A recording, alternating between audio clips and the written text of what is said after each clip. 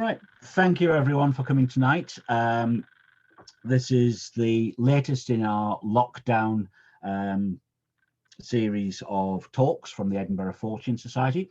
For those of you who don't know me, my name's Gordon Rutter, and I've been organising these talks ever since the group was set up way back in 1999. And we're going to continue meeting online like this for at least a little bit longer. We will get back to meeting in real life when it's appropriate to do so, but really, to be honest, we're actually going to go for being a little bit on the cautious side of things, so we'll probably not be one of the first groups to go back to meeting in pubs, but we will be back. And obviously one of the advantages of meeting like this is we do get a lot of people who physically couldn't come to an Edinburgh pub on a Tuesday evening, because we do meet on the second Tuesday of every month apart from August, except during this year and last year we will have an August meeting because we can do so, because normally during August we've got the Edinburgh Fringe going on and venues are obviously very, very difficult to get. So this year we will be having a talk in August, and I'll do the publicity for that on the appropriate websites and social media as normal. As I say, we meet on the second Tuesday of every month at 7:30, and we've kept that tradition going in terms of when and how we meet for these talks as well. Most of the talks have been uploaded as YouTube videos starting at that time, but every so often we've had a live Zoom meeting, and Mark was quite keen to do this one live, so we're more than happy to accommodate that. It gives a totally different feeling, and it's not blind panic, to be honest. So what I'll do is I will introduce this evening's speaker, and then I'll hand control of the screen over to him. Cue the Outer Limits music there. And what we'll do is Mark will talk for about an hour or so, and we'll probably have a short comfort break, and after that Mark has agreed to do a Q&A section as well. So for those who don't know him, Mark Norman is a folklorist, and since 2015 he's been running the Folklore podcast. You can see the details about that over his left shoulder, the folklorepodcast.com, and as well as the excellent podcasts that are on there. There are 97 solid episodes on there, and there are a few extras and some book club entries as well. So there are currently 124 different things available on that podcast site, with obviously more and more coming online. If you haven't listened to them, as I say, they are excellent. I can thoroughly recommend them. Another thing that I can thoroughly recommend from Mark is the books that he's written. For example, Black Dog Folklore, which obviously ties in very much to this evening's talk. And the other book that he's written is Telling the Bees and Other Customs, the Folklore of Rural Crafts. Both excellent books, and both are available from the folklorepodcast.com website as well. And if required, Mark will indeed autograph them as well. I believe that's the case. Yes, absolutely. If people want them devaluing, we can do that. With some of the books I've written, I always joke that the ones that aren't signed are the rare editions, I must say. Okay, ladies and gentlemen, so what we're going to do tonight, as I say, is we're going to have a talk from Mark. I've not heard this particular talk. I have heard some of his material on the Folklore podcast, and I've read the book, and I know that we're going to be in for an absolutely excellent talk this evening. So, ladies and gentlemen, talking on Black Dog Folklore, Mark Norman. Thank you, Mark. Thank you very much, Gordon. Hopefully somebody can tell me if you can see the screen. Yes. Good. It should hopefully say Beyond the Hound of the Baskervilles. So The Hound of the Baskervilles, of course, is one of the Sherlock Holmes full-length novels, arguably Sir Arthur Conan Doyle's most famous Sherlock Holmes story. And the title character from this tale, The Hound of the Baskervilles, draws heavily on aspects from across the UK of ghostly apparitions of black dogs, but particularly ones from my area of the country, as I live not too far away from Dartmoor, where this particular book is set. And these stories were related to Conan Doyle when he was in the area and he was driven around Dartmoor whilst visiting the area. So yes, for the next hour or so, we will examine in some detail the folklore surrounding ghostly apparitions of black dogs. Now, the black dog ghosts are quite a strange beast. The records of sightings of them go back nearly 1,000 years, but many people know nothing at all about the subject. I'm often sent eyewitness accounts of sightings, and in many cases, people have experienced these sightings months or even years previously, but they're unaware that other people have seen similar things, or they haven't known how to report them, or they haven't wanted to report them because they didn't realize that they weren't in a minority or they weren't unique in their own sighting. As Gordon says, I am a folklore writer and researcher, and I'm based very close to Dartmoor in Devon. I am the creator and host of the Folklore podcast, as was already mentioned, and also a committee member of the Folklore Society and the curator of the Folklore Library and Archive, which is a new long-term project to preserve and make available folklore documents and material for future researchers. I often give talks and write on a number of facets of folklore, but one of my particular areas of interest is the black dog. Another one of my areas of interest is the folklore of the West Country and Devon in particular. So it's very easy to see where this particular talk comes from. I hold what's probably the UK's largest archive of black dog sightings and traditions and reports, 1,000 or more in number, and that includes transcripts from other collections, particularly that of the late Devon folklorist Theo Brown, and also the Black Dog archive of the famous folklore author Janet Board, who will be well known to all Forteans, I'm sure, and Janet donated her black dog material to me when she moved on from that subject and moved more into talking about holy wells a few years ago. The book that Gordon mentioned there, Black Dog Folklore, there it is, with a wonderful cover illustration by local artist Paul Atlas Saunders.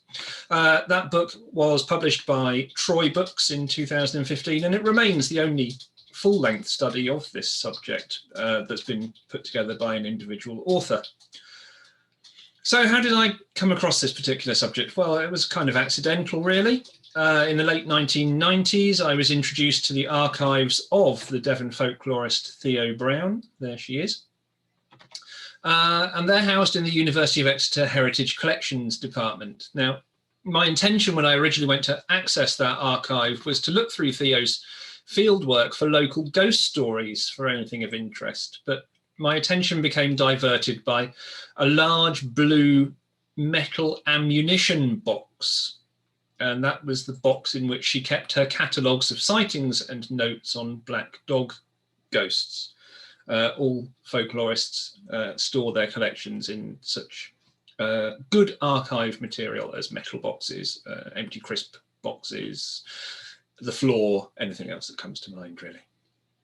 On examining Theo's archive in more detail, it became apparent just how much work there was there and how little was really known about. Now, in 1958, Theo had written what's considered to be a seminal article for the journal Folklore, that's the journal of the Folklore Society, excuse me, on black dog ghosts. But also in her materials were 3 draft copies of a book manuscript and a collection of around 250 or so eyewitness accounts. And those remained in the main unused and not accessed at the time that I was in the archive, which was a great shame. So I decided to look into this a little bit more. Further investigation put me in touch with Dr. Hilda Davidson, another eminent folklorist who, like Theo, is now sadly deceased. And I spoke to Dr. Davidson and corresponded with her. She was Theo's literary executor at the time.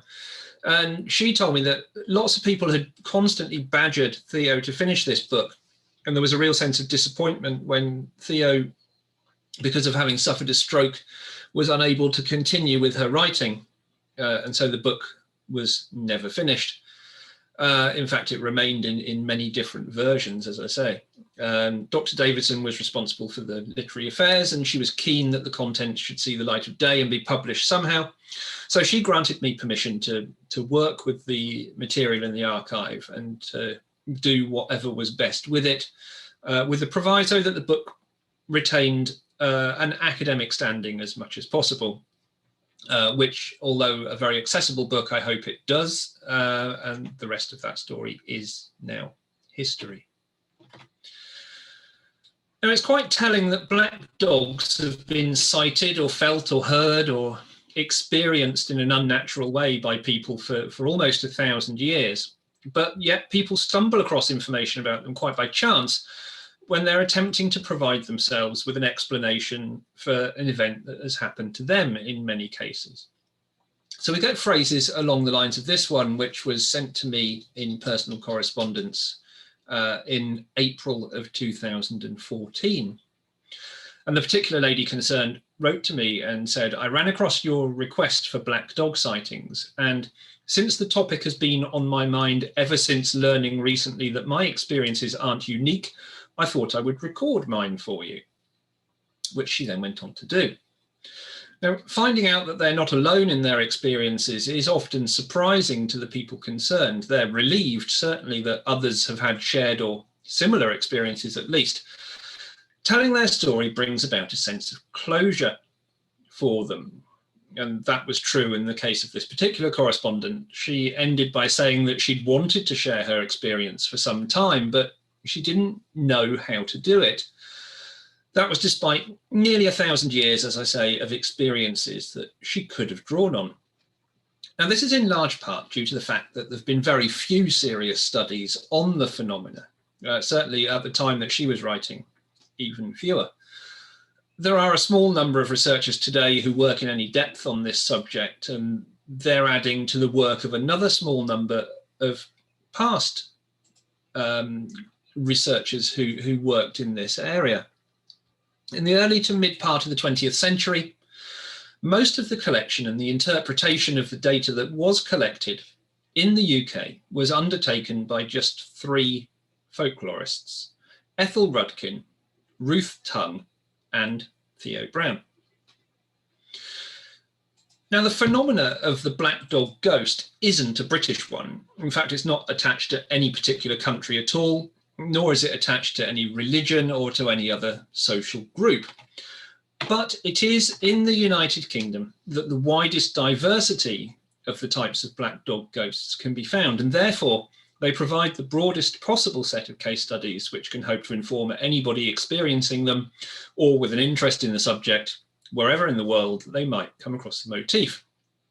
In the UK, we can find black dogs that might be good, or they might be evil or portentous. They can be attached to a road, a house, a family. They can be protective, mythological. They can look quite normal, or they can look really rather strange. Now, the dog, as an animal, is unique in terms of folklore. All domesticated animals functioned as an extension of us as human beings, and many of them, in fact, still do to a lesser extent than they did then. In ancient times, they supplied hides for warmth or protection. They gave food for strength or to prolong life. Their bones were used as tools and weapons, and horns provided a voice before we as human beings developed our own natural voice. In later development, cats were used to kill vermin which evaded humans, and horses were used for speed or for strength in journeys or in times of war. But the dog is a little bit different. The dog was certainly domesticated a long way back, as far back as Mesolithic times, and there's evidence that suggests that they were kept as pets even as early as the Upper Paleolithic. This means that the idea proposed by Kipling of the dog as, quote, man's first friend might be quite literally true in terms of creature companions. It's certainly the case that the canine has associated itself with mankind from the earliest possible times. The dog can certainly be considered to be man's best friend, to quote that phrase, emerging from the primeval forest as a fellow huntsman. The dog contributed speed and contributed cunning to the chase, its bite to a battle, and its bark and its companionship to a lonely fireside of an evening. Now, ghosts of dogs appear to have been seen all over the world, but the way that they're interpreted depends on the religious views of the community in which they're witnessed. So some races hold the dog to be unclean. Others, the Celtic peoples, the Romans, the Africans, for example, regarded the idea of ghostly dogs as being very much a part of the family. Phantom dogs are very common in Europe, and that means that wherever European settlers went in other continents, they also became common because the stories traveled with them. So in the unfortunate times of slavery, for example, the West Africans took stories of their ghostly dogs to America when they ended up there. In Texas, at least, ghostly dogs are never really considered as being black. They usually appear to be white, and in some cases, yellow. In Protestant Germany and in Scandinavia, ghostly dogs are nearly always seen as diabolical. In the former case, Protestant Germany, the devil is said to appear in the form of a black dog. Now, here in Britain, there are two types that we might consider. The first of them is the black dog. Usually looks like any other large dog if it's seen. And then the second is the bar guest.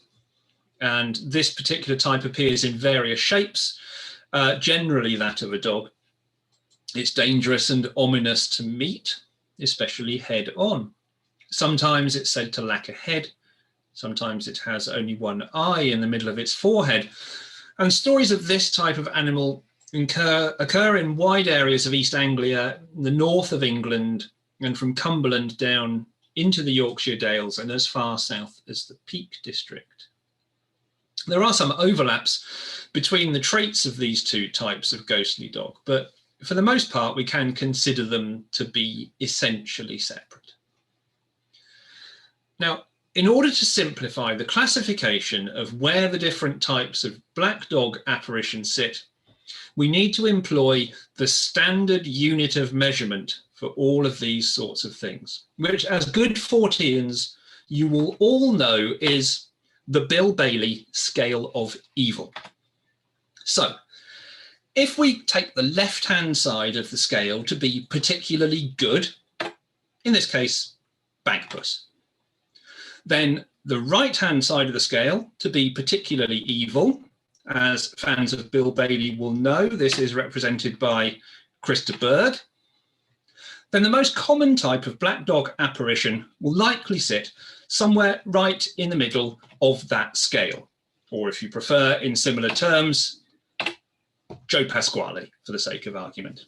So to put it in perspective, the bar guest, the evil type of dog, is generally bad enough that it will completely eclipse Christa Berg. Okay, that should hopefully summarize that fairly easily. Now, the ordinary looking black dog occurs sporadically all across Britain, and we can be thankful that there are a small number of folklorists from the early and mid part of the 20th century who collected all of these reports. Theo Brown, in her article in Folklore in 1958 that I referred to earlier, attempted a distribution map to try and show where these things were seen. And here's a copy of it. But this map is of quite limited use. It shows thicker concentrations in certain parts of the UK, but those are the areas in which researchers had mostly collected sightings. So Ethel Rudkin in Lincolnshire, Ruth Tongue in West Somerset, and Theo herself in Devon. And then there were one or two other collectors as well. The Reverend W.P. Whitcutt, for example, collected many accounts in Staffordshire and Warwickshire, are those areas where the dog's generally known as the padfoot. There are pockets of Gaelic elements in that area, and he surmised that the word might derive from the Gaelic for fairy dog, Badafwath.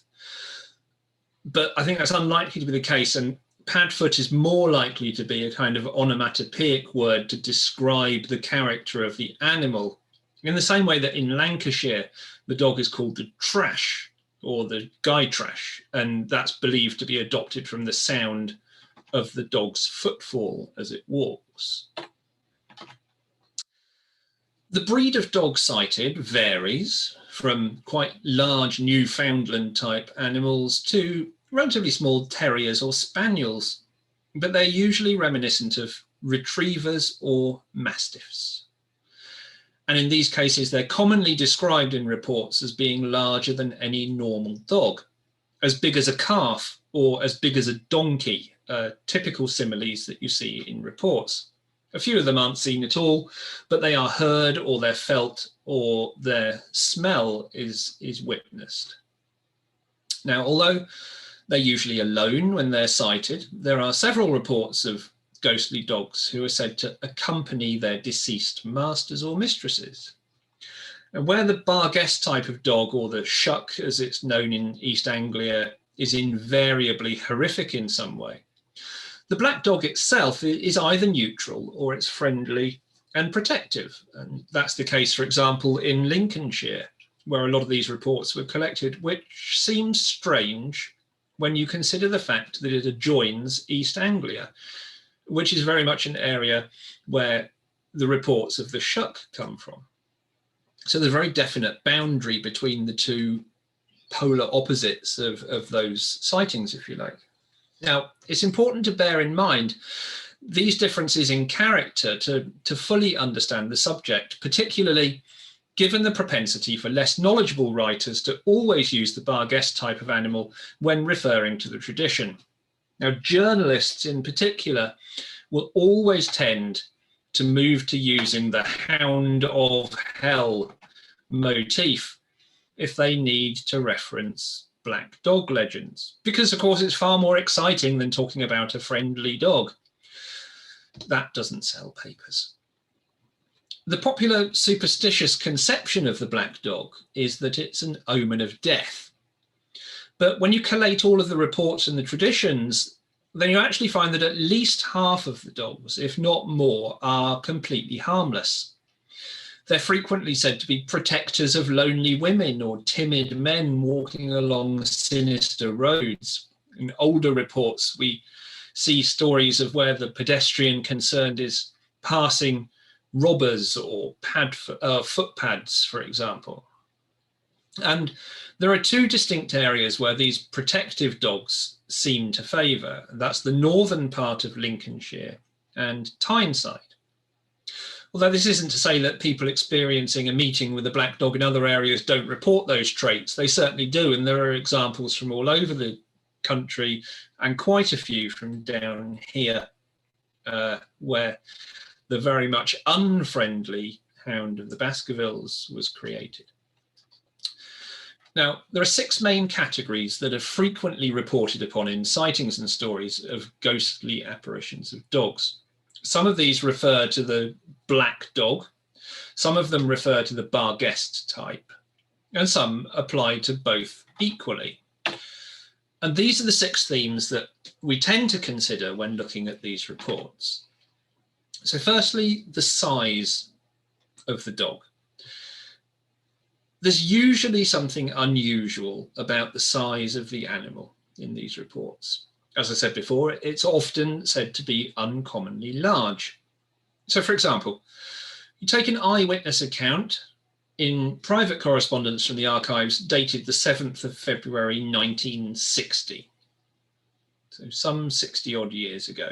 And that demonstrates this type of description. And this letter that was written to Theo Brown and comes from her archive reads as follows. About 50 odd years ago, I was returning home late one evening from a tea party at a farm with my little girl on a donkey, well known as Romeo. We were taking a shortcut to the furze break just across the river, where the donkey was always unsaddled and turned loose. As we were going down the lane by Oakhampton Castle, a huge black dog, as big as a pony, jumped out of the castle grounds and stood glaring at us. And though Romeo was always anxious to get back to his grazing ground, nothing would induce him to go on, even after the dog had disappeared. We had to make a very long detour to reach home. Sometimes the reports are more unusual when they refer to the size. So at Uplyme, which is also in Devon, reports say that the dog there swells in size until it becomes as high as a house or as high as a tree, and then gradually thins out until it disperses like mist. The second aspect is colour, which might sound very strange when we look at a phenomena that we're calling black dogs. And yes, the usual colour is black, but there are some variations in reports where the dogs have, like I said before with Texas, been white or yellow, or in some very rare cases, red. It might seem a misnomer to be discussing apparitions of black dogs and to include these other reports at all. But in fact, what would be more accurate would be to not use the term black dogs at all, but to use the term ghost dogs or spectral hounds or something like that for this field of study, because then all of these other cases will quite easily sit within the theme. There's no real difference in details in these reports apart from the colour of the coat. Virtually all dog apparition reports are black. So over the hundreds of years that the phenomenon has been observed, the term black dog has naturally been adopted. The third aspect which we consider are the physical details of the dog in the report.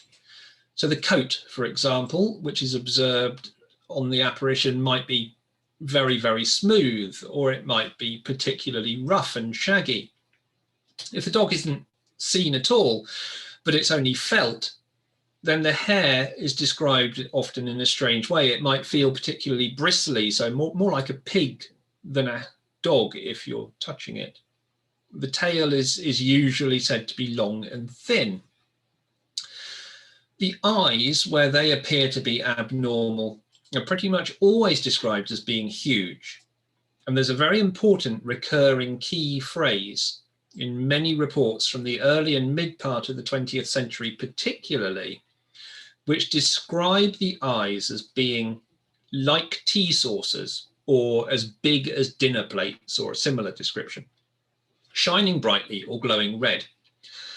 And this is of particularly significant interest because these phrases come up again and again, both in traditional reports and in more recent eyewitness accounts.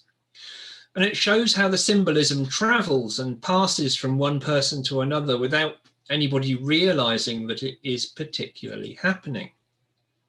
In point of fact, we find the expression in what is probably the earliest recording of a sighting in Britain.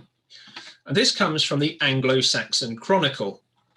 This slide is not of the particular text that I'm referring to, but is a page from the Anglo-Saxon Chronicle, the earliest known history of England, which was written in the native tongue. The document itself is probably first compiled for King Alfred and was then sent out to monasteries across Britain for copying around 892 AD. The first version of the Anglo-Saxon Chronicle spanned the period from the birth of Christ to King Alfred's reign, and it made up a kind of official history of the country. But then the individual copies that were made in different monasteries around the UK were kept updated in those locations, and they then began to take on more independent histories. Most of the versions end around 1066, the time of the Norman conquest, but one of them goes on a little later to 1154. And it's in that version, which comes from Edinburgh, that we find the mention of the dog. Now, it's been quoted quite a lot and many writers quote a common translation of the passage, which reads like this: "Many men both saw and heard a great number of huntsmen hunting. The huntsmen were black, huge, and hideous, and rode on black horses and on black he-goats, and their hounds were jet black, with eyes like saucers and horrible." So even in this very early mention, we find the size of the eyes being referred to, but we also have to note an interesting etymological problem with this, because the word saucer derives from the 14th century. So this can't be a direct translation from the original Anglo-Saxon chronicle. And in fact, it's not. It's a kind of a bowdlerized version. The correct translation, in fact, reads that the hounds were black and big-eyed and loathsome. So the meaning is there, the meaning carries through. But this later recurring description has been juxtaposed onto the original translation, which again highlights its significance. Unfortunately, most writers still tend to quote the mistranslated version. And we find the size of the eyes also being commented on in other places, such as the children's story, The Magic Tinderbox, for example. Even now, in a number of more recent reports from the early part of the 21st century, the size of the eyes is still being commented on, but they're often now described as being yellow rather than being red. The fourth aspect which we look at is anything odd to do with the head. So if the ghost isn't realistic, then there might be something strange about its head. So in one Scottish case, at least at Kildonnan, treasure which is hidden in a pool is said to be guarded by a dog with two heads. That is, I think you'll all agree, probably quite unusual as far as dogs and the number of heads goes. The stagnant pool in the story, measuring 10 yards by 3, was said to contain a pot of gold. And the legend says that a tenant once drained the pool in search of the gold, but every midnight thereafter the dog would howl, and the noise did not stop until the farmer whose land it was on filled it in again. You might immediately draw in your mind a parallel with Cerberus, for example, the multi-headed hellhound who was a guardian of the underworld in Greek mythology. There are a number of reports where black dogs are said to be guardians, and especially guardians of treasure. And this is also often the case in Scottish stories, for example. In Lincolnshire, at Nath, there was a murdered woman who was known as Mrs. Dog, and she appears from a hill in the stories as a black dog, but with a woman's face. The story goes that Mrs. Dog was a rich elderly widow who lived alone in an isolated cottage by the road. One day a traveller broke into the cottage and killed the woman, presumably because he'd heard about her wealth, although this isn't made clear in the stories. In Cornwall, it's sometimes said that black dogs are the ghosts of wicked men and that they have the human features reproduced on them. But as a concession to how horrific this would be to see it, the heads are usually invisible. And that's said to explain the quantities of headless dogs reported. There are also traditions in the Lake District and in Norfolk of similar things.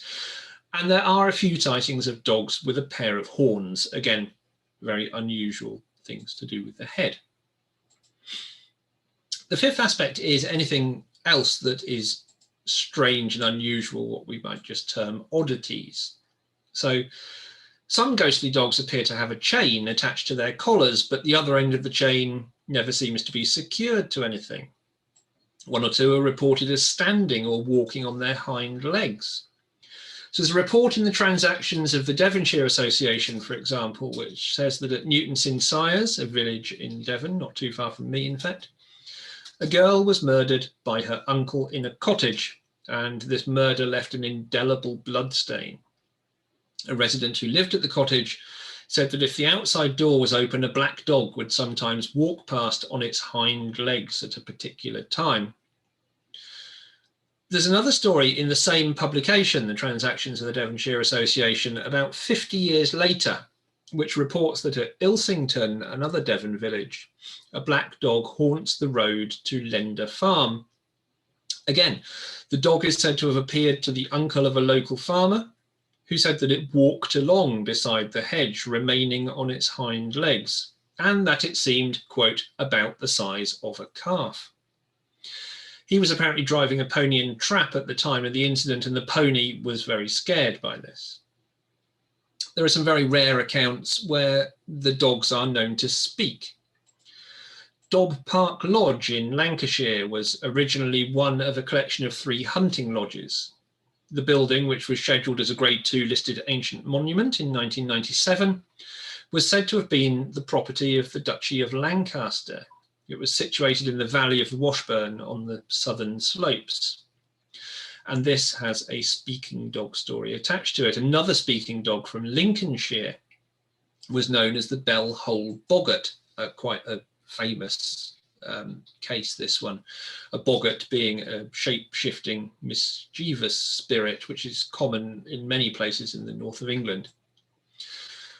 The district nurse had been visiting Bell Hole, a farm about a mile west of Curtin, where she'd been tending the children.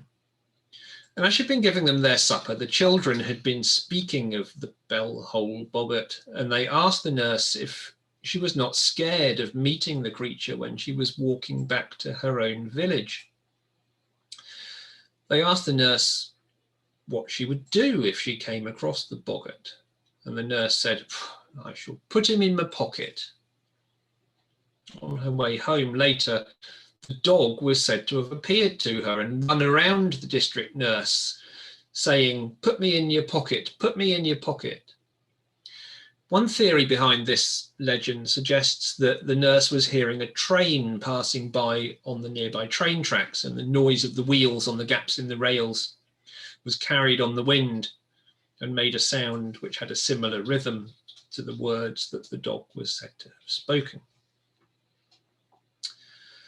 Finally, what the function of the animal is the last thing which is really important in these reports, and that could account for almost anything at all, really. Standing still, accompanying a pedestrian, pacing a vehicle along a road. It might arrive suddenly from nowhere. It might leap over a wall. You might meet it, be overtaken from behind by it, or it might just cross in front of you. When it leaves, it might vanish suddenly, or it might sink slowly into the ground. In these cases, generally by a landmark such as a tree or a gap in the hedge, or into a completely solid object. Now, although these 6 aspects are often mentioned, as I've just noted with the descriptions of the eyes, they do tend to vary over time. And it's very interesting to note that in the reports gathered by the folklorists in the 20th century, the language which is used is very accepting of the phenomena which has been witnessed or felt or seen in some way. The witnesses seem generally quite informed about the nature of the legend or the folklore of the black dog. When they write about it in private letters, they're quite blunt and matter of fact about the whole thing. "I saw the black dog a few weeks ago. I was out riding on my horse," and ... things like that. On the other hand, more recent reports often start, like the one that I mentioned at the very beginning of this talk, with the witness stating that they've got in touch because they'd been searching the internet for information on ghostly dogs, or that they were unaware that other people had seen them at all. This seems to suggest that the black dog is no longer as well known as it once was as a folkloric image. So bearing in mind the fact that the language of symbolism has been lost very much in modern times, what's happening here? Is there some kind of folk memory surviving in our collective consciousness? Or is there something else at work? Well, methods of comparison are important when we look at these shifting descriptions. Size, I've already mentioned as an attribute worthy of investigation. And by that, I mean that the black dog often appears to be larger than a domestic animal. As I say, in accounts from eyewitnesses in the early to mid part of the 20th century, for example, people often used phrases such as big as a calf or as big as a Newfoundland when they described the size of the dog. The recurring descriptions are essentially embedded in what is commonplace of the time that the animal is reported to have been seen. So in these older stories, many more people lived on and worked the land than they do now. And so as big as a calf or as big as a donkey, they're quite natural comparators when you think about size. In many of the more recent reports, we tend to see a different comparator being used, and we have phrases like as big as a wolf, or that the dog resembles a wolf in some way. Now, historically, aside from the saucerness of the eyes, if that's a word, it is now, the eyes are often described as glowing or fiery. When they're abnormal, then they're said to be red. In more recent accounts, they're said to be jet black or yellow. And many people describe them as having evil intent about them. Another interesting change goes along with these in more modern reports. And that is the description of growling or snarling or scratching claws. These auditory phenomena, are of great interest, because it's very rare in all of the collected historical accounts for sound to accompany black dog sightings at all. And the odd occasions where it does, it's usually the padding of the feet that's described. There's only a very sporadic bark or growl.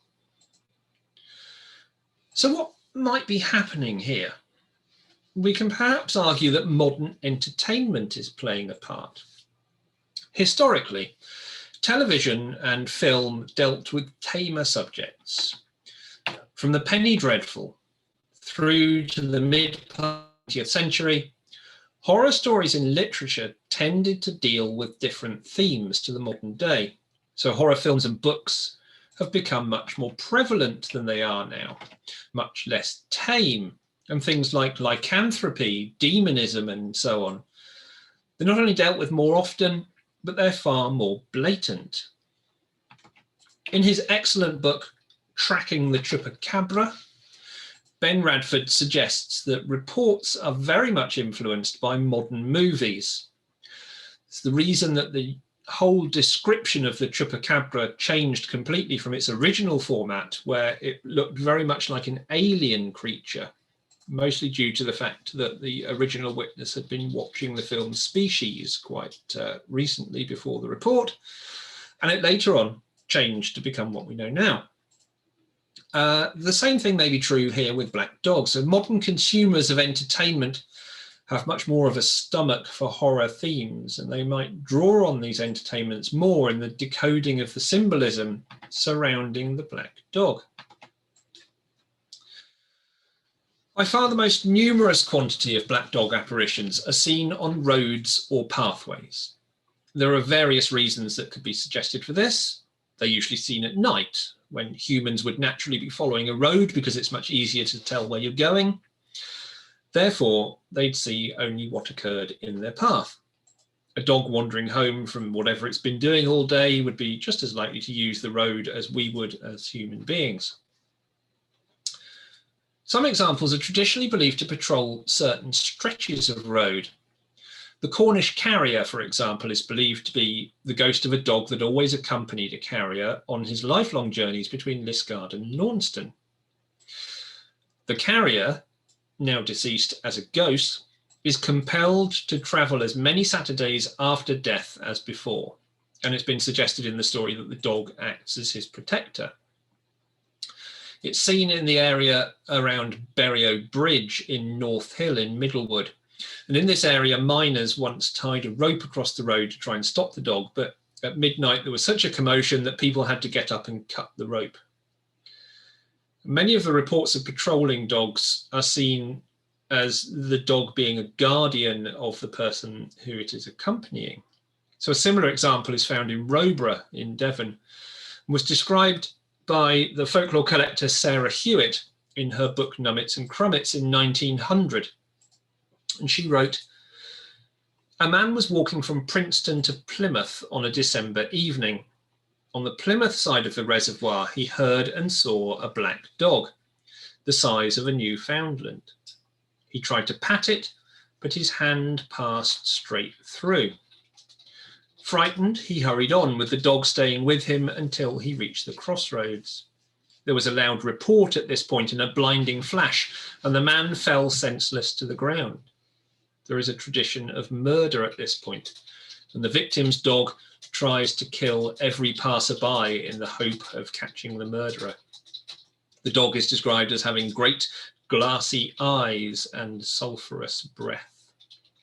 One of those local examples where you can see aspects which Conan Doyle might well have drawn on in his story, for example. There are also many cases reported of huge black dogs that run alongside horses and carriages and then suddenly disappear when they come to the end of their patrol. Now, the difficulty in collecting folklore such as these stories is that the people who have the information don't necessarily recognize their memories if these things happened a long time ago, and direct questioning isn't always useful in producing a story. You need to take a more oblique approach to try and get information. And this produces eyewitness accounts that then run the risk of being criticized by any respectable psychic investigators, such as these sorts of people, because they weren't recorded within a day or so of the event, or because they're not accompanied by supporting statements from independent witnesses. But folklore is very different from the approaches undertaken by psychic researchers or other more mainstream scientists or psychologists. In folklore, it's quite acceptable to take accounts at face value, because that's how stories and traditions are passed on. In fact, it still isn't a problem when we take this approach if the stories have been distorted by the action of the individual's tendency towards myth-making or just telling a good story. This is all part of the interest of folklore research. For the people concerned, telling their experiences can often be a comfort. They might have been worried by experiences that they couldn't relate elsewhere for fear of derision. Experiences can prove to be so upsetting that people put them out of their mind for a long time until hearing something which reminds them much later on of what happened. For example, to take a very old report, a story recalled by a woman and her husband after hearing a talk on ghost dogs at the time that they'd been on a motoring holiday. They were crossing Wiltshire late one evening and they became lost somewhere between Maud Heath's Causeway and Chippenham. They were getting very tired, so they decided that they'd look for a hotel. But they came to a village with a very attractive old church, and they decided that they would explore the church first. It was already getting dark at this point. They entered the church by the south door. The font was close by, and the vicar of the parish was standing in the church. So the husband, who was a very well-known physicist, a very rational person, he engaged the vicar in conversation. His wife turned to the right and proceeded slowly up the aisle of the church towards the east end, which by the time that she got there was in almost total darkness. Suddenly, ahead of her, she says that she heard a clinking of metal and footsteps, and into her vision strode a knight in full armour with a huge black dog at his heels. Walked rapidly down the aisle. The woman, in fact, automatically stood to one side to let him go past. She was too astounded to say anything. She just looked back to see what her husband and the vicar would make of all this. But as he walked up the aisle towards them, the knight and the dog faded away into nothing. The physicist and the vicar carried on talking. Neither of them had seen or heard anything. The woman assumed that the whole thing was her imagination brought on by being tired, and she didn't want to make a fool of herself by saying anything, but she was considerably upset because the hallucination had been so vivid that she'd actually stepped aside to let the man go past. In fact, she purposely, she says, didn't inquire as to the name of the village that they'd stopped in, and tried her best to forget about the whole thing. This happened in the 1930s. It was recorded in personal correspondence years later with the proviso that it was told on strict confidence and that names were withheld. The name of the people concerned has since then been published in the public domain, but I believe it's respectful to honour the original wishes in these sorts of stories. So hence, even though I know who it is and I have a note of it in my records, I continue to withhold the names because that was the original request. Now, the black dog apparition can serve many functions, depending on its circumstance or on local tradition. Many black dogs can be considered as symbolic, but we have to remember that symbols themselves are nothing. They're not positive or negative. They're not good or evil. They're neither one thing nor another. Any symbol is morally neutral in and of itself. It's the social structure and the belief, as we've seen in cases where how dogs are seen by other cultures or by religions, for example. It's those things which imbue the symbol with its meaning. So that means that what's seen as good by one set of people might be seen as evil by their enemy. Symbols can also be adopted, and that means that their meaning can be changed over time. So, for example, very few people would look upon this symbol now, the Nazi swastika, and see anything morally good about it. But before it was adopted by the Nazi Party, it was a good luck symbol. You find it in the front of many books of a certain age, for example. Its meaning was changed over time. In its own right, the dog, a usually good and neutral animal, isn't really a threat at all. Its nature is to cleave to its owner, guarding that person and their property. Anybody who trespasses on that property, especially somebody uninvited, will view the dog's attitude very differently from the owner. To an intruder, the dog will appear to be violent, snarling, wild-eyed, horrific. But the owner will see it as protective or obedient, doing its duty. And we can carry these two sides of the same canine coin over into ghostly dogs and ask in the same way, not whether they're good or evil, but more who they belong to. Are we on their good side as observers, or are we trespassing or intruding into what they do? Many examples of protective black dogs can be found across the UK, as I say, and there are some areas where traditionally apparitions are seen more in this way. I referred earlier to the north parts of Lincolnshire. This is a place where the black dog is nearly always seen as a protector of travellers. Its purpose is to guard somebody against possible danger on the road that they're travelling. The folklorist Ethel Rudkin lived in this area, and she collected many local tales, a number of which she published in a 1938 article, again for the Folklore Society journal Folklore. Now, moving on to the shuck or the bar guest type of apparition again, we move from the protective to something quite different as a function. In the poem The Rime of the Ancient Mariner, Samuel Taylor Coleridge wrote, "Like one that on a lonesome road doth walk in fear and dread, and having once turned round, walks on and turns no more his head, because he knows a frightful fiend doth close behind him tread." That could well refer to the shuck. So the shuck type can be found anywhere, like the black dog, but in the UK, it's grouped with great concentrations in East Anglia and the Northwest. We have these generic names, shuck, padfoot, bar guest, and those depend on the region in question. Black dogs and bar guest type animals do overlap, and they're not always easy to distinguish, but there are several distinct characteristics about the bar guest type. Nobody would ever suppose that it was a real animal because it's always monstrous in some way, in the way that it's described. In East Anglia, the shuck is generally a black dog which haunts cliffs or fens or churchyards. The name's most likely derived from the Anglo-Saxon word shioka, which means devil. Folklorist Jennifer Westwood suggests that Shuck, or any of the other similar counterpart dogs, the Shock or the Shag, for example, that their name comes from a description of the dog's shaggy hair.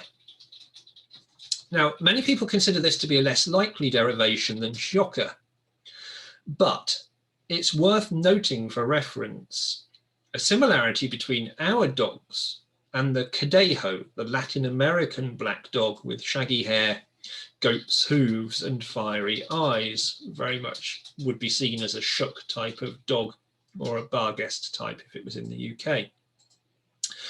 Researcher Simon Birchall points out that modern Spanish dictionaries give a secondary meaning to the word Cadejo, as well as the description of this dog. And that secondary meaning is a tangled knot of hair.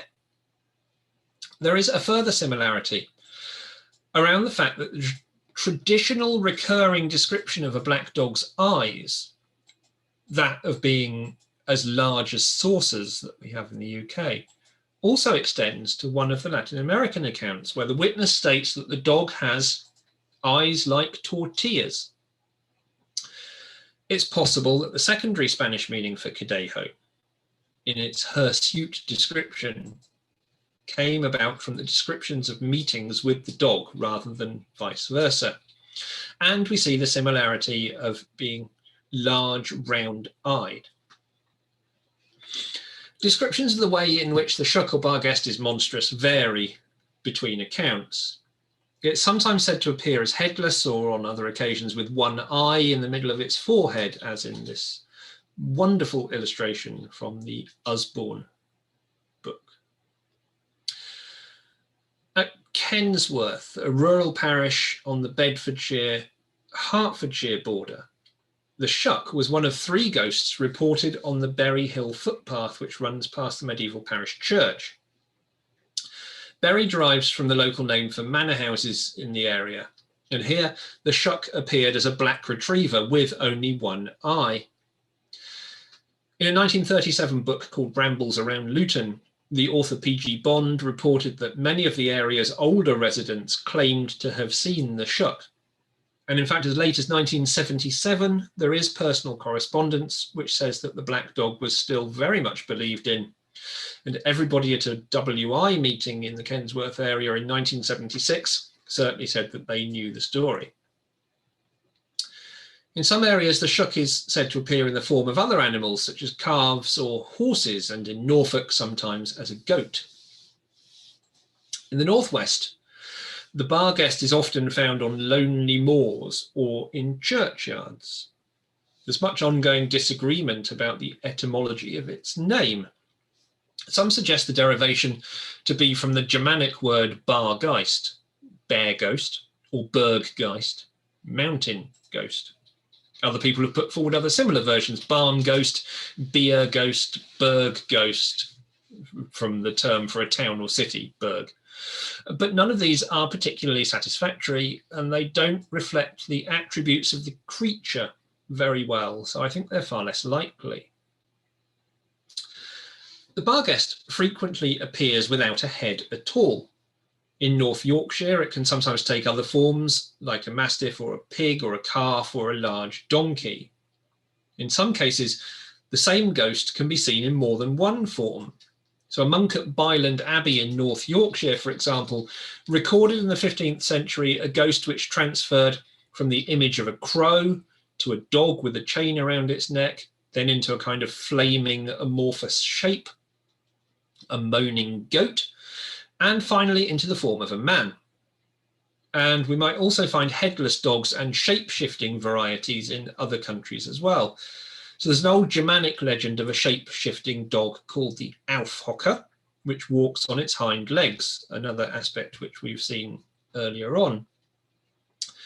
In Pemiscot country in Missouri, some hunters out at night saw what they described as an enormous black dog, 8 feet long and without a head.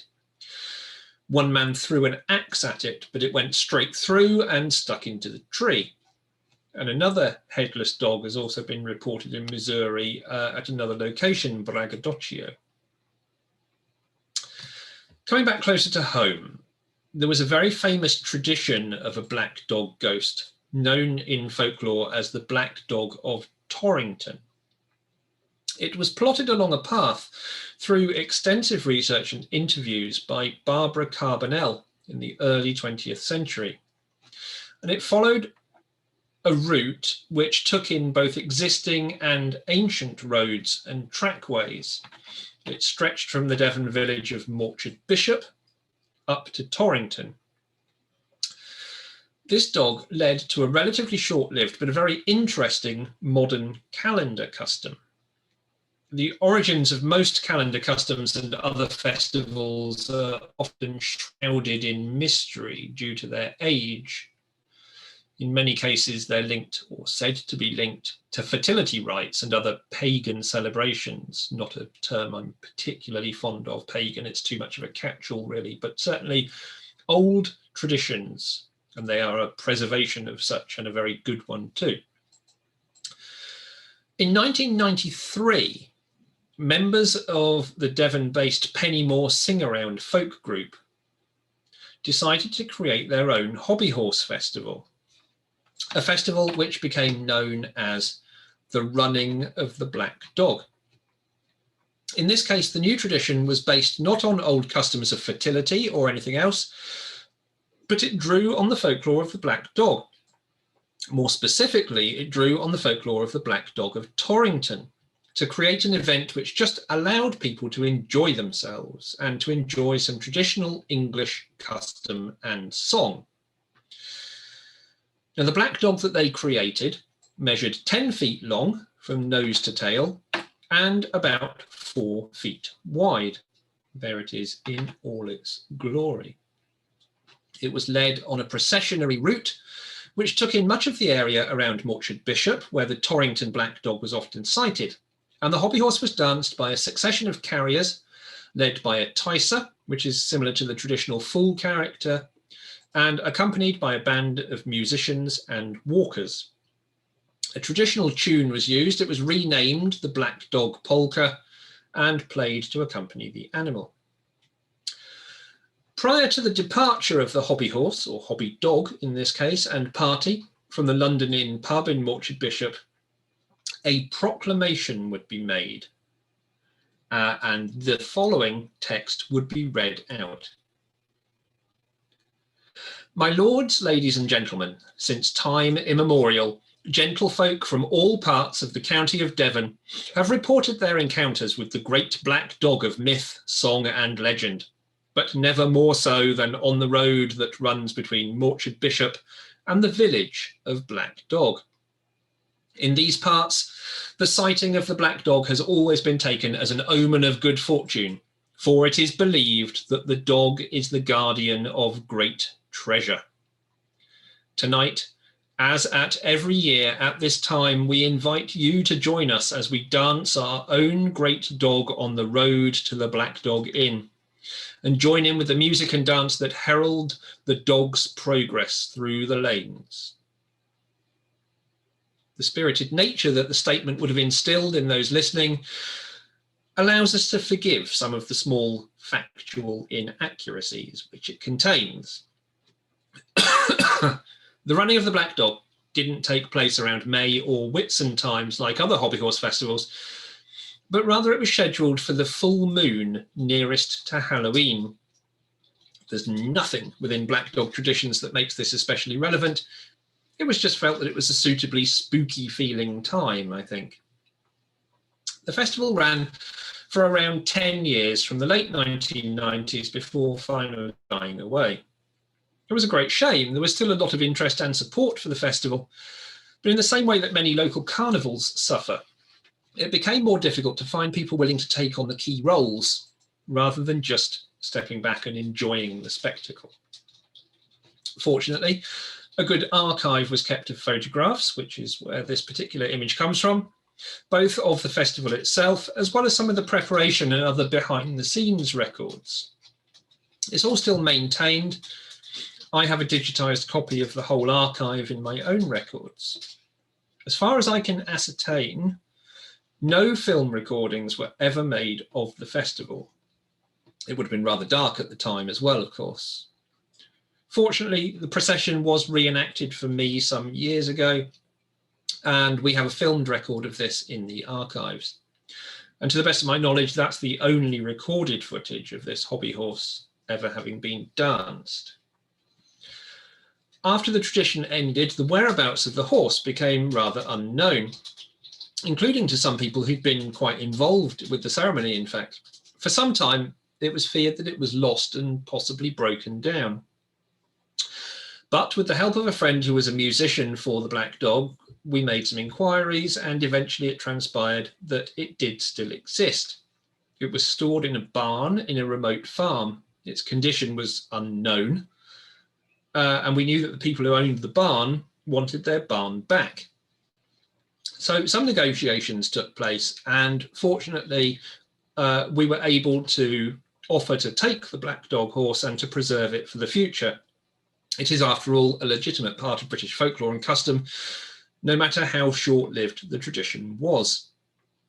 And the hobby horse is now safe and well and wrapped up in a bag in our garage. If you search the internet for Black Dog cases in the UK, you'll find that it states that they're found in every county except 2. One of these is Rutland, and the other one is Middlesex. But believe it or not, sometimes the internet can be wrong. I have recently uncovered an example from Rutland, which now crosses that county off the list, and at some point I will get around to publishing it.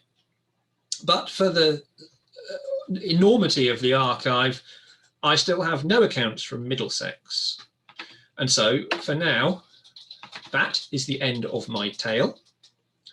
And I invite anybody who knows one to complete the picture and send me an example of a Black Dog account from Middlesex in order to complete the set. Just a reminder from what Gordon was saying earlier as we wrap up, that is the web address for my podcast, thefolklorepodcast.com, where you can get copies of the books which Gordon referred to earlier. This is the cover for my next book, Dark Folklore, which is co-written with my wife, Tracy, who is sitting behind me on the other side of the office doing something else entirely because she's heard this a million times before and doesn't need to hear it again. This book comes out in the autumn from the History Press and covers some of the darker and more spooky aspects of folklore from around the world. Also, our new long-term project, the Folklore Library and Archive, is available online at www.folklorelibrary.com. This is an ongoing project which is being built upon all the time to preserve and make available folklore materials for future researchers, and also to save and preserve archives which might otherwise become lost.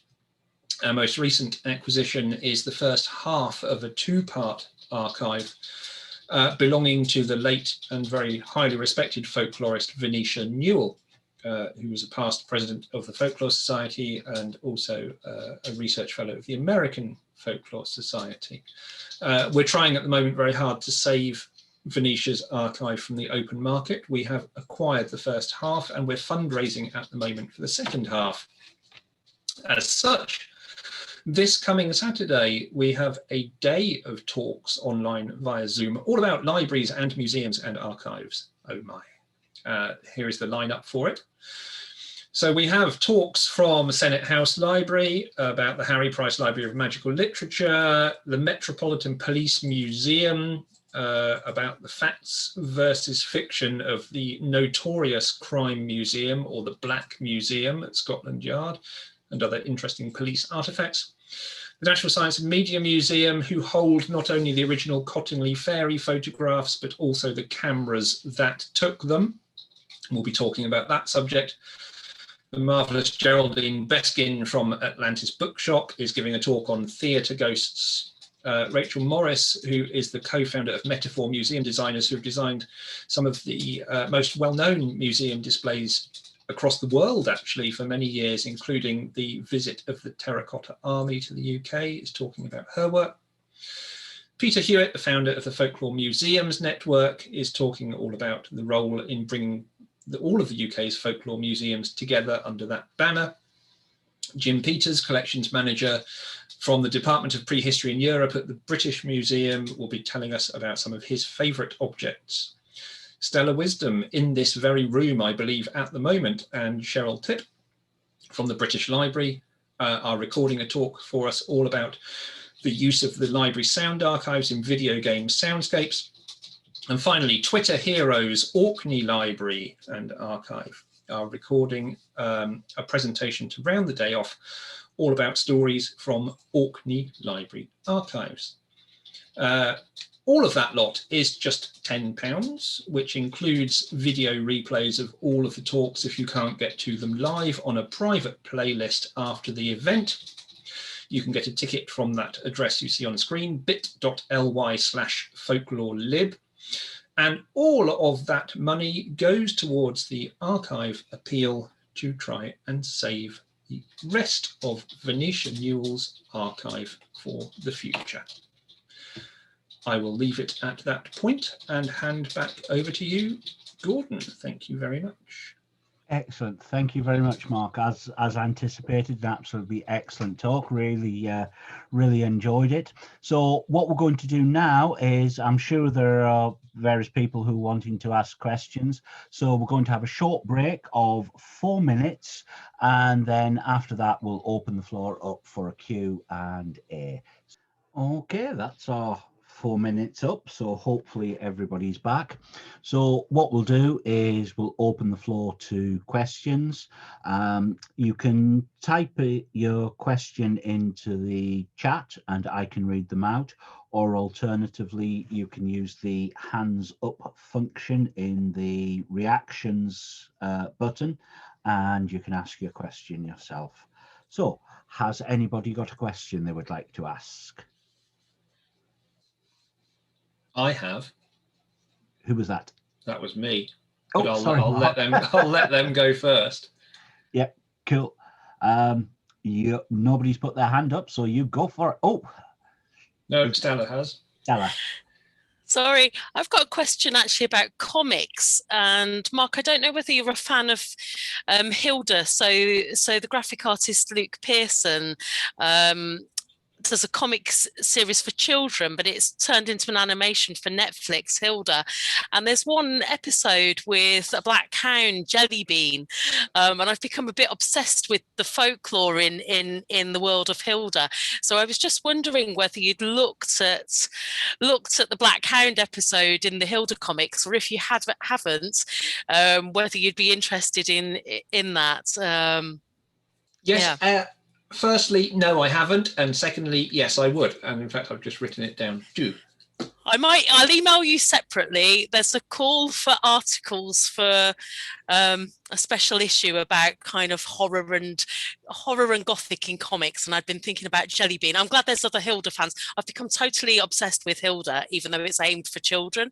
Oh, who cares? It doesn't matter whether it's aimed at children or not. All the best stories are, if you're going to read anything, read a young adult book. They have by far and away the best stories. Awesome. I shall look into that. But yes, do send me details. That'd be great. Yep. I recommend watching the episode with the Black Hound. In fact, I recommend watching, for anyone, I recommend watching all of Hilda. It's amazingly awesome. Right. I shall write Netflix next to that as well, and then investigate that later tonight. Thank you. Excellent. Awesome. Thank you for that, Stella. Stu, you've got a question, I believe. Yeah, I was going to ask if you had any other kind of colours of phantom dogs, because I was thinking like the Hounds of Noon are like white with red ears, not yes, black. that's the most well-known example, really, I guess, isn't it? Yeah.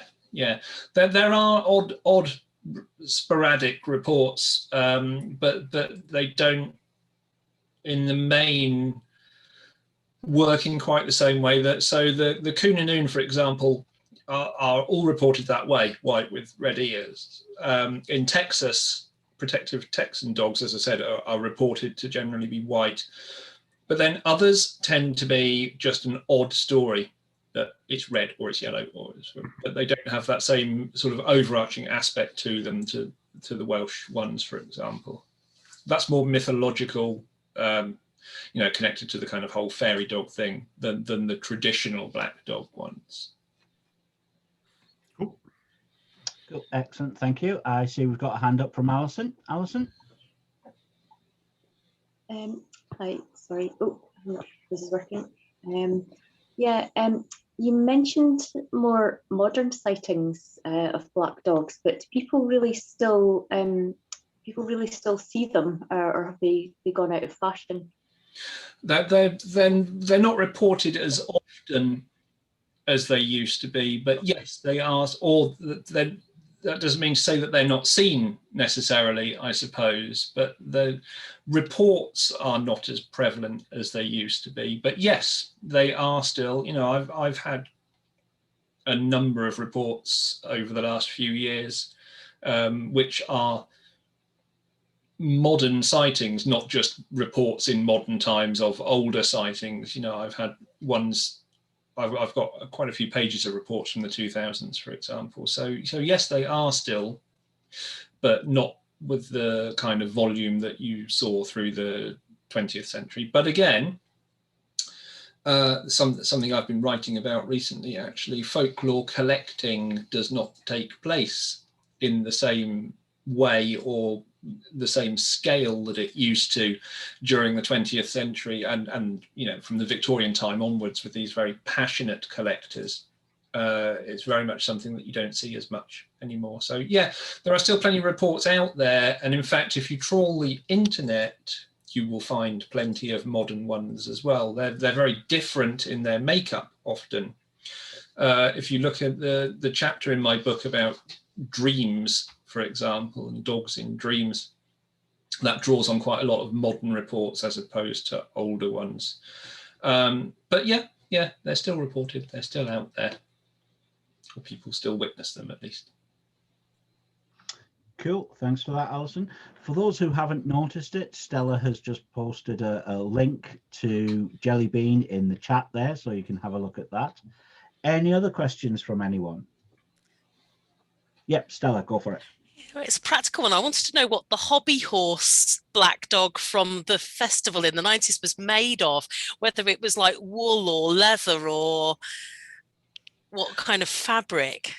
So the frame for it's if you look at the traditional hobby horses of the Southwest, it's a hoop framed design, the same as Padstow or Minehead or Carmarthen. The actual circular frame is made out of plumber's pipe. It's quite lightweight, and the fabric is cotton sheeting or similar. So it's a relatively light horse compared to the horse from Carmarthen, for example, which is one that I carry, is wooden framed, and the skirt is made of sackcloth, and in the rain it weighs about 500 tons. But the black dog one is quite light. The flip side of that is it's also quite easily damaged, which is why we have to be, particularly given its age and the fact that we've been restoring it, we have to be quite careful with it. We took it to somewhere. Where did we take it, Tracy? Chilcompton. Chilcompton, wherever that is. I can't remember where it is. Two or 3 hours up the motorway, anyway, from where we live. Very heavily strapped to the roof rack of the car, and yes, it was quite a scary experience for an artist to it's a very difficult artifact to transport, but it was quite well looked after. It survived intact, but we've had to be quite careful with it, so it doesn't come out very often these days. The head comes out a lot more often than the whole thing, because just being a kind of a mask, it's fairly easy to transport. Yeah, so cotton sheeting and ribbon for the top, and plastic for the frame. Excellent, thank you for that. The next question, I'm not quite sure who it's from, whether it's from Thomas, whether it's from Dawn, or whether it's from Simon, but I'm sure one of them will speak to us. Yeah, no, thank you. That was a very interesting talk. As you were talking about black dogs, it took me back to many happy visits to Whitby and thinking about Bram Stoker's Dracula. And it's maybe not really a question, but I don't know if the black dog in Dracula sort of comes from this kind of folklore, or whether it is attached to more the sort of, well, I was going to say sort of vampire legends as such. I think it's a little from column A and a little from column B, to be honest. I do mention it in the book, and there are other stories from the Whitby area, and Stoker obviously, drew on a lot of research for the areas that he wrote about when he wrote Dracula.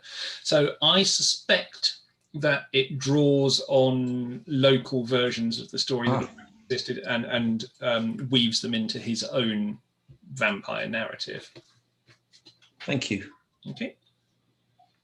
Cool. Thank you for that, Simon. I'm just going to go with one myself. It's not so much a question. It's something that, as you were talking, rang some bells. And this book here, Paranormal Newcastle, that has three, I think it is, mentions of black dogs in it. Gives a bit of a general talk about what they are, talks specifically about bar guests, and then it goes on to say, according to J. Brand, writing in 1777 in Observations on Popular Antiquities, the streets of Newcastle were haunted by a bar guest which took the form of a mastiff. Sometimes, just to confuse matters, a bar guest could take the form of a headless man or woman, a black cat, or even a white rabbit.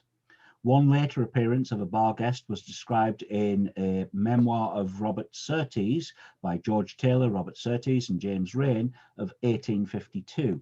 But this one was quite frankly the sort of thing it would be useful to have around. At Newcastle, he was a friendly demon, devoted to the service of the whole community, swam the river for a midwife, did the work of the servants, and in short, performed all the offices of a public brownie. And the final bit, Walter Scott makes brief mention of the mayor of Newcastle owning a bar guest, which amused itself by rolling cannonballs around the city. I've just had a look at my references for there as well. That popular antiquities reference, I've got a quote from the 1810 John Brand Popular Antiquities that says, the streets of this northern metropolis, footnote, the metropolis is identified with Newcastle upon Tyne in the 1813 edition onwards, were formerly, so vulgar tradition has it, haunted by a nightly guest, which appeared in the shape of a mastiff dog, etc., and terrified such as were afraid of shadows. I have heard when a boy many stories concerning it. That's the same account. Also, from the book The East Coast of England by Mackenzie Walcott, a mastiff dog with saucer eyes prowled through Newcastle winds and bayed or laughed according to whether a newborn child should live or die. Cool. So that's the portentous angle again for that kind of bar guest type, certainly. Yeah. Brilliant. Thank you, Mark. Any more questions or comments? Oh, there's a comment here in the chat from Scott Lyle. What do you think of the comparisons that have been made between black dogs and sightings of alien big cats? I think Merrily Harper has a lot to answer for that one. Merrily is a very big proponent of the black dogs and ABCs are the same thing argument. I don't hold with it personally. I think the descriptions in most of the reports are too different. Also, the reports for black dogs go back and are too numerous and go back way too far to be completely linked with that. I certainly don't have a problem with the idea that some ABCs are misidentified animals, or that some black dog sightings are misreported ABCs, which may or may not also then be misidentified other animals. But I don't believe that there's a strong connection between the two. I think they're just too different in their descriptions, personally. Stuart Smith's just commenting there that apparently there's some correspondence about the relationship between black dogs and alien big cats in recent issues of Fortean Times. I think that's correct. The other thing that Stuart Smith's asking is, who was the book Paranormal Newcastle by? I've not paid him to say this. Yeah, it's by me. So that's how I knew instantly where to find the Black Dog story. So available from all good bookshops. And it's published by the History Press, which is where your next book is coming from. It is, and also where Telling the Bees came from too. Yes. Excellent. Thank you, Stu.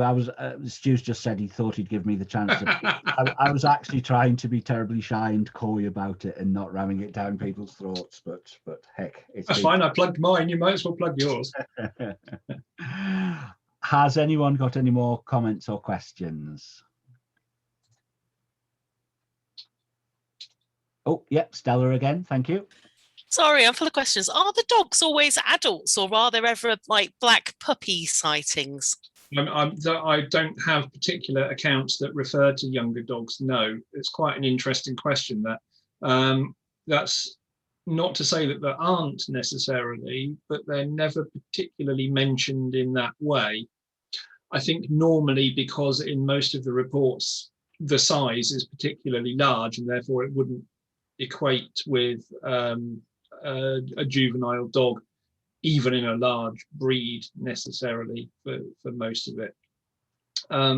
There are sightings of ghostly dogs that are puppies, but they're unconnected with black dogs as a motif. They're more connected with what you might call traditional ghosts, or hauntings of a deceased animal or a deceased person, whereas the folklore behind black dog accounts is somewhat different. Cool, thank you for that start.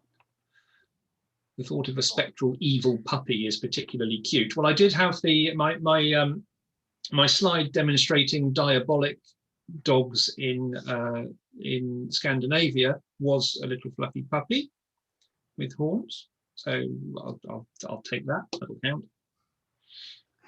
I must admit, I particularly like that picture, and I will be trying to buy one of those. He is very cute. Yeah. I do have a small. There you go. There is a small black dog with a giant nose, but he's not particularly diabolical. But I do also have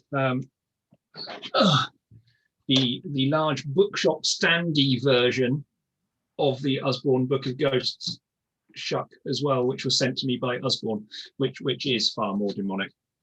That's an excellent thing to have. It is. I like that. It's lovely. Stuart, you have a question.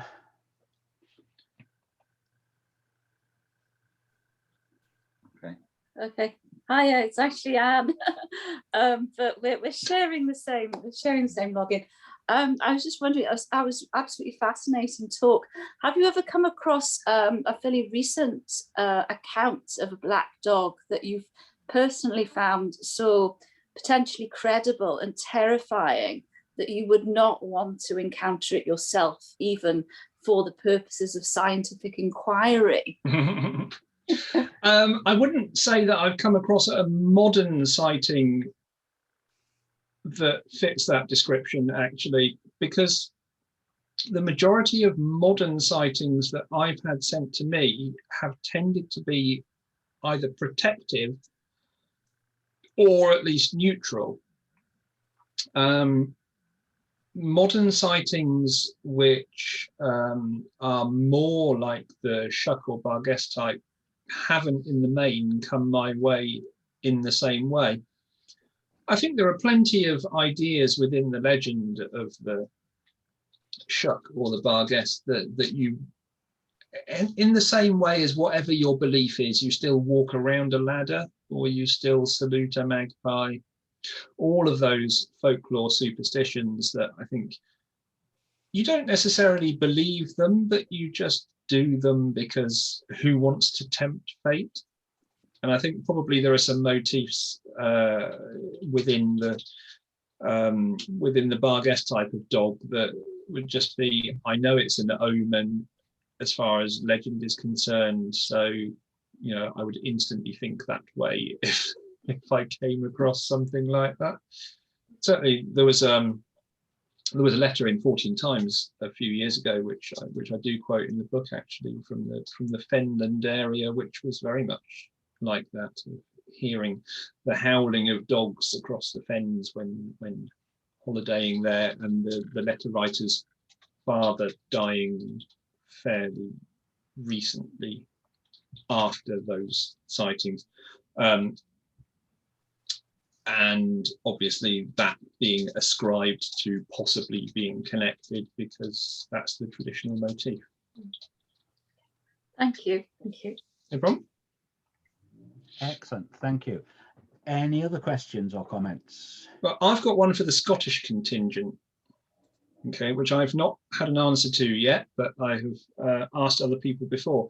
In my records, there is a mention from Peter and Iona Opie, the famous folklorists and recorders of children's playground games in the 1960s and 70s onwards, to a game that was played in Aberdeen area by children, which was a version of a playground game called Drop Handkerchief, with a rhyme that started with the words, "I sent a letter to my love."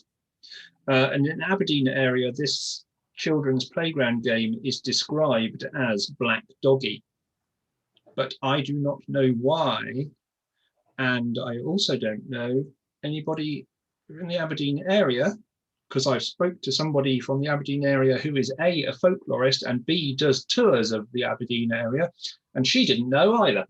So if anybody does know, I'd like to know. Oh, thank you, Stuart. Good plan.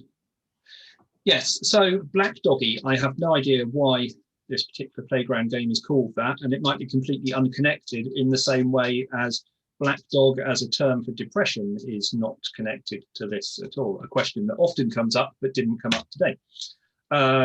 So it could be something completely different. We'll see. I was just going to mention, I came across another children's thing, not connected with the dog, but again in Scotland, a game of tag, but called Ding Dong and the Ding Dong Tree. And sadly, the original tree has been chopped down, which I think the tree is in Edinburgh. I don't know whether anyone on the call knows about the Ding Dong Tree. And it is like a game of tag, but you have to kind of run to the tree. But I've not heard of it. Really does seem to be local to one primary school with this specific tree, and it actually won Tree of the Year. So I'm wondering if the Black Doggy game could even relate to one school in Aberdeen or something like that. Have you listened to, is there a recording of it in the, because I know the OP archive is split into two, and the Bodleian have the manuscripts and the British Library have the sound recordings. Is it in both the archives? Is there a recording about this? I don't know. I've only got the reference from their book, Children's Games, Street and Playground from 1969. There could well be a recording, if only I knew somebody who worked at the British Library in the sound archive department. I could get someone to help with this. And also, I've got a colleague at University College London in the Institute of Education who studied the OP archive of recordings about playground rhymes. So I'm sure if I ask Andrew Byrne if he's in he's researched the sound recordings extensively, I might say to him, hey, if you listen to a recording that mentions, so it's called Black Doggy in Aberdeen. Yes, in Aberdeen. I'll add that to my list. I might introduce you to Andrew because he knows these recordings inside out. That would be brilliant. Thank you. And somebody's posted a link to the Ding Dong Tree in the chat there too. Yeah, that's Alistair, and the Ding Dong Tree is a poplar tree that was in Preston Pans Primary School, so just a few miles from where we are. I'm just thinking of the Singing Ringing Tree now, and not the same thing at all, really, is it? Mentioning the Singing Ringing Tree there and the tinderbox story, I suspect my first exposure to black dogs was the tinderbox story on the BBC in one of those East German or East European series that used to be on quite extensively in the late 60s, early 70s, like the Singing Ringing Tree and and that, and it was something on a weekday afternoon on BBC. I can't recall specifically, but I can remember images of the black dog with eyes as big as a saucer. Mm-hmm. Yeah, it's a very common image, certainly. Any other comments or questions? I just popped a link in the chat there to the day of talks I was referring to on Saturday, in case anybody missed it off the slide and is interested in coming along. I'll pop that on the Edinburgh Fortean Society Facebook page as well. And I know during the course of this talk, several people have actually joined the Edinburgh Fortean Society as the talk was going on. So thank you for those folks who've just joined up there. And talking of the Edinburgh Fortean Society in general, just to say that we have got 14 different talks on YouTube which have taken place just like this evening, and each of those talks is available, and they're each linked from the Edinburgh Fortean Society web page, Facebook group and Twitter account, or you can just do a search for Edinburgh Fortean Society on YouTube and that will bring them up. And we'll continue to put talks up there, and Mark has graciously said that we can put this talk up as well, so I'll edit it so that the timer and things like that are missing, and this talk will appear on YouTube, so please feel free to share that as well. Thank you everyone for attending. As Mark has said, anyone who's interested, there is the conference this Saturday. Mark's new book is coming out later on this year, and the folklore podcasts that Mark produces will continue to come out very, very frequently. It's an incredible rate that you do them. I don't know where you find time, quite frankly, but very grateful that you do, and also very grateful for the talk this evening. Absolutely excellent talk, as anticipated. No problem. You know, really grateful for you coming here, and thank you very much. Thank you, Mark. Thanks, Gordon.